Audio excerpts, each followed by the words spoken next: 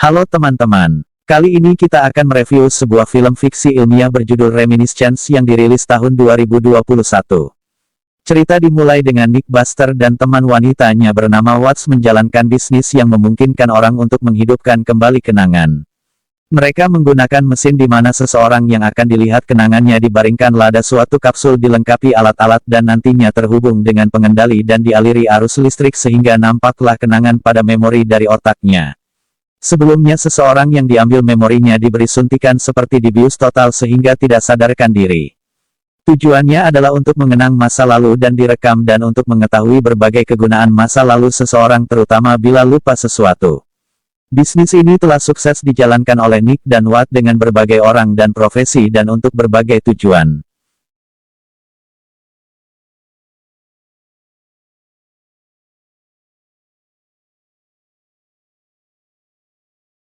Pada suatu hari datanglah seorang wanita cantik bernama Mae, minta direkam kenangannya karena dia kehilangan kunci dan ingin menemukan jatuh di mana.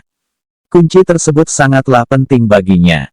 Nick langsung menyetujui permintaan gadis itu, dan Watts mencatat administrasinya. Lalu Nick seperti biasa menyuntikkan seperti bius agar tak sadar diri agar bisa direkam dalam layar ingatannya.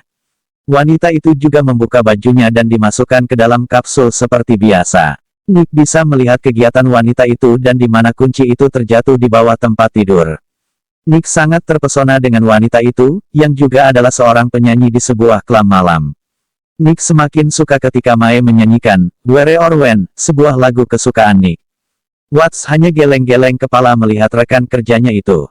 Watts hanya berpikir wajar saja dengan seirang gadis cantik, hanya saja merasa tidak mungkin untuk membina hubungan dengannya. Hal ini mungkin sudah tahu siapa wanita itu sebenarnya. Wanita itu pun puas dengan hasil yang diperoleh dan bergegas ke rumahnya untuk menemukan kunci yang hilang itu secepatnya.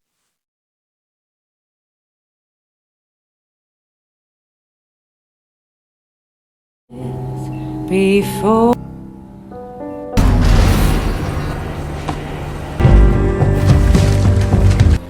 but I can't remember.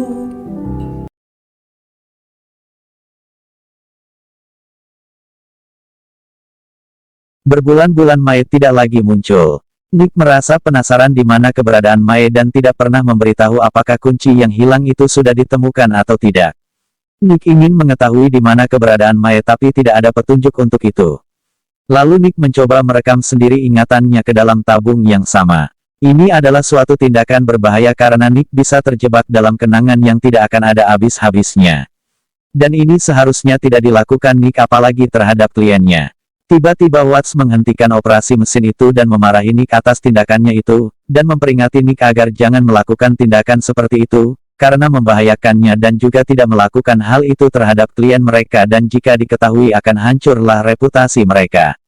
Nick sadar akan tindakannya itu dan mengatakan kepada Watts karena masih penasaran atas keberadaan Mae entah di mana sekarang.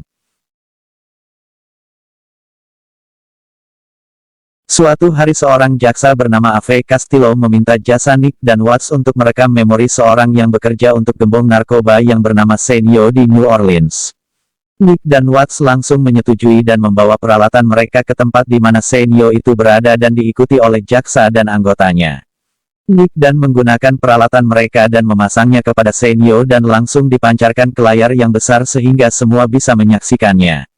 Nick sangat terkejut karena Mae muncul di layar itu. Dan alangkah kecewanya Nick karena Mae adalah seorang pecandu narkoba jenis baka, yang sangat adiktif. Watts sebenarnya sudah mengetahui keadaan Mae yang sebenarnya. Hanya saja Watts tidak mau menceritakannya dan membiarkan Nick agar mengetahuinya sendiri. Nick memutar terus rekaman otak dari Senyo itu dan dengan siapa saja dia terlibat dengan gembong narkoba itu. Dan mengetahui siapa yang memukul Senyo itu sampai koma.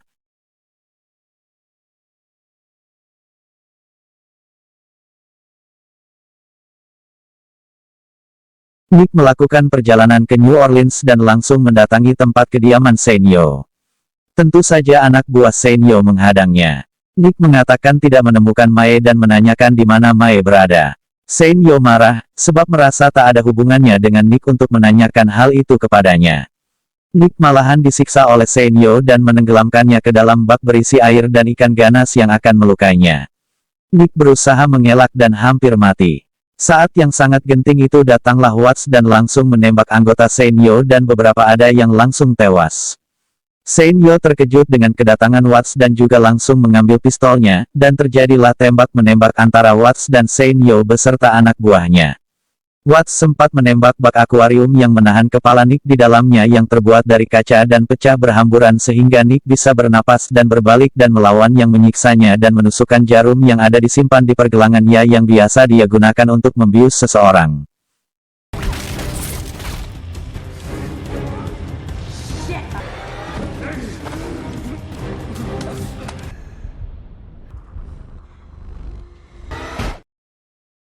Ketika Seinyo hendak menembak Nick, Watts lebih dulu menembaknya dari belakang, sehingga Seinyo tidak berdaya dan terduduk di lantai. Watts menanyakan di mana keberadaan Mae sekarang dan Seinyo mengatakan Mae terlibat dengan seorang yang kaya yang meninggal tetapi tidak memberitahu secara rinci siapa yang dimaksud. Watts menembak Seinyo hingga tewas. Watts membawa keluar Nick dari tempat kediaman Seinyo dan kembali ke kantor mereka di Miami dan menyuruh Watts menghidupkan kembali kenangan bersama Mae. Ternyata Mae telah mencuri kenangan klien mereka yang bernama Elsa Karin, yang mempunyai kekasih yang tua dan kaya bernama Walter Sylvan, seorang pria yang tua tapi kaya raya dan merupakan tuan tanah yang kaya dan baru saja meninggal. Nick mencoba mencari keberadaan alamat pria tua itu tetapi dia diserang oleh seorang perempuan untuk melindungi tuannya seorang wanita tua tapi sudah cacat ingatannya yang merupakan istri dari pria tua yang baru meninggal itu.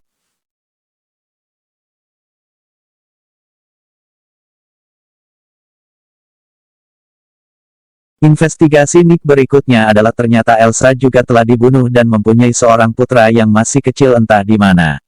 Wanita yang menyerangnya sama yang dideskripsikan oleh Mae.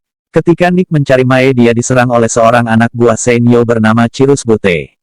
Putra dari Walter Sylvan dengan Elsa ini diculik karena dialah pewaris harta kekayaannya. Janda dari pria tua itu juga adalah klien Nick dan telah rusak ingatannya. Duel antara Butte sangat seru.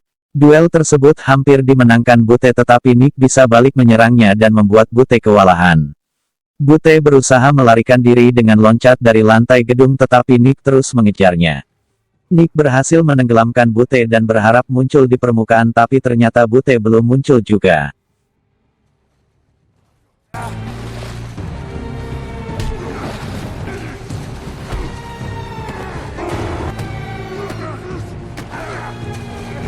Begitu Butte tidak muncul, Nick langsung mengejarnya ke dalam danau itu. Ternyata memang Butte mencoba melarikan diri dengan menyelam.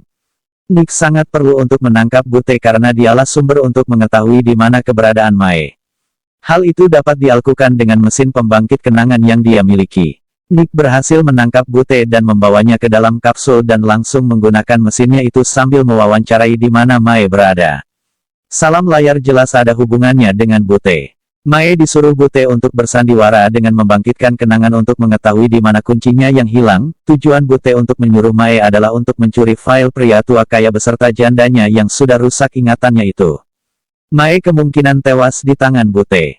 Tapi Nick mencoba mengikuti terus perkembangan memori ingatan Butte dan terus mencecarnya dengan pertanyaan-pertanyaan sehingga Mae terus-menerus akan tampil di layar itu.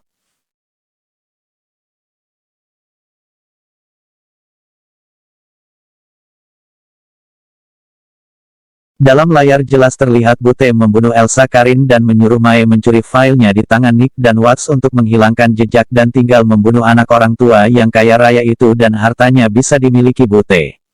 Ketika itu muncullah Mae dan menyelamatkan anak kecil itu dan membawanya pergi dengan semprot yang ada di tangannya dan Butte tidak bisa melihat sehingga Mae bisa melarikan diri dengan anak kecil itu dengan speedboat.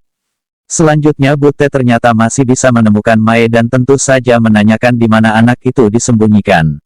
Mae tentu saja tidak mau memberitahukan di mana Mae menyembunyikannya dan di situ Nick melihat Butte membawa Mae untuk menemukan anak itu dan tentu saja menjadi tawanan Butte.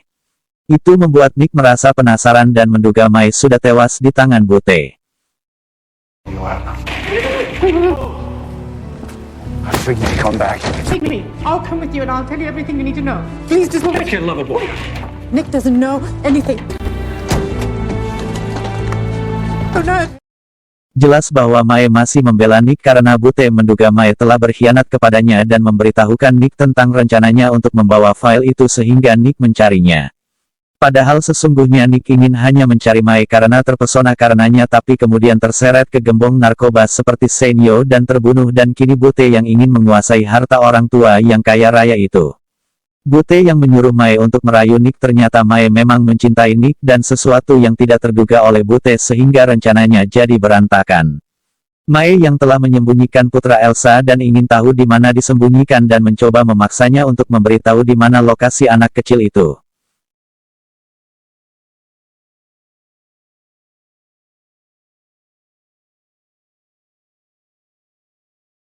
Senyo membakar wajah Bute dan memberhentikannya karena menggelapkan keuntungan, dan dia pergi ke Sebastian, dan sekalian membunuh adik tirinya itu sehingga sepenuhnya menguasai harta warisan ayah tirinya itu. Dia memang menyewa Bute untuk melakukan itu. Jadi semakin jelas bagi Nick siapa di balik pembunuhan orang tua yang kaya raya itu dan yang membunuh Mai. Hati Nick menjadi hancur setelah mengetahui semua itu. Sebastian adalah anak tiri Sylvan dan mencoba membunuh anak sahnya yang masih kecil itu dengan menyewa Bute. Setelah gagal rencananya itu, kini dia mau menembak Nick tapi malah mengarahkan pistol ke keinya sendiri, tapi berubah pikiran dan ditangkap. Nick mengaku kepada Watts dengan membakar ingatan Bute dan mengakui sebuah kejahatan besar. Nick dihukum dengan mesin buatannya itu dengan membuat kenangan bersama Mai yang tersirat dalam sisa hidupnya, dan berakhirlah kisah ini. A bead unrecognizes. Wouldn't even want the past, so we can look again.